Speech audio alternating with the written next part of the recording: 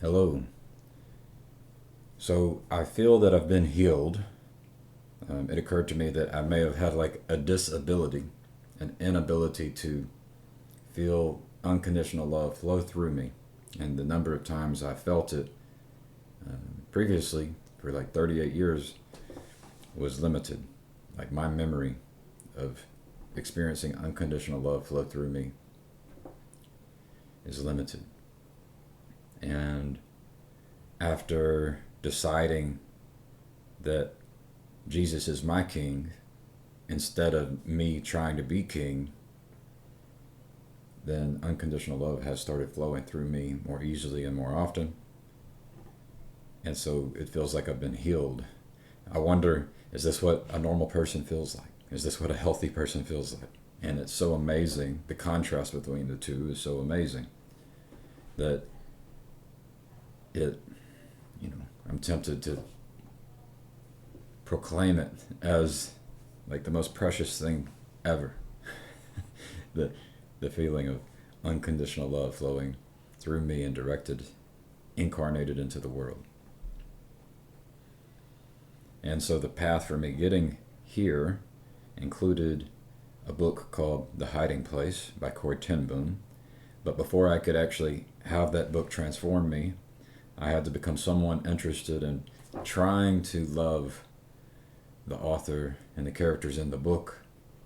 And before I even practiced that, I had to practice loving, trying to love the people around me, wanting to love the people around me. And before I could get good at that, or get better at that, I had to actually practice loving my 3-year-old self who was without his mother. Her name was Joy. And Joy died before I turned 3 years old. And so now I experience joy easily. And for much of my life, I did not.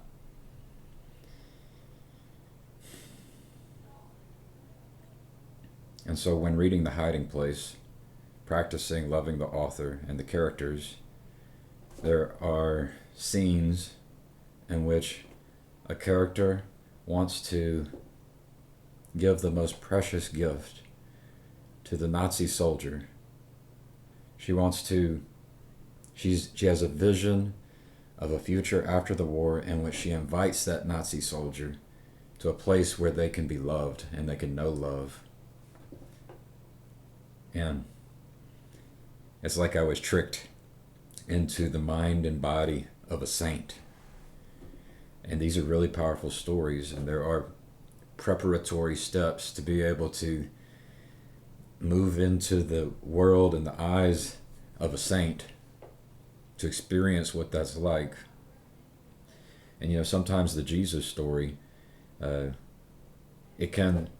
people can treat it as being something that is too far away, that Jesus was special. Jesus was God. And so it gives you an excuse to not attempt to see the world through Jesus' eyes. And I read a lot of science fiction with many heroes and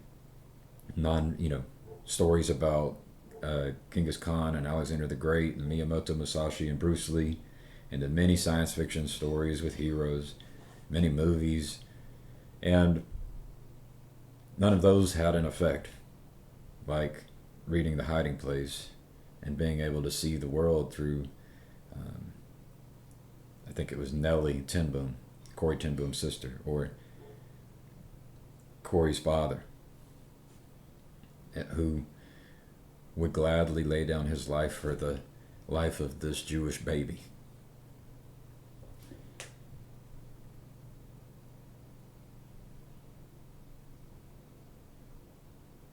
And so when we encounter a story of someone like Jesus, or a story of someone like Superman, we might not be able to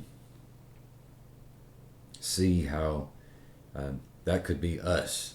We might not be able to fully embody what it would be like for that character in that story.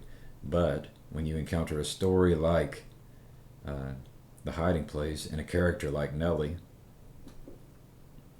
you can be tricked into seeing the world through Nellie's eyes and then experiencing, yeah, having an experience, a new experience that you had never had before. And I bring this up because there's been a question: how do we help other people know what I know now about being healed of my disability, my inability to love well and to love unconditionally, but now being able to do it. Being able to do it, the contrast is ridiculous. The experience of the contrast is inexplainable.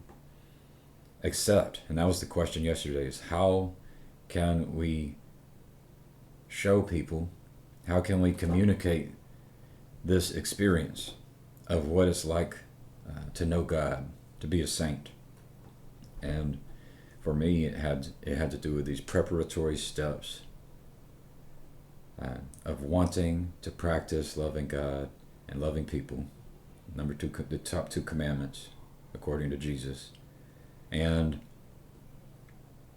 then having an encounter with a story and a character that we can relate to. So we have the story of the Nazis and Hitler, and we have the story of people who suffered. And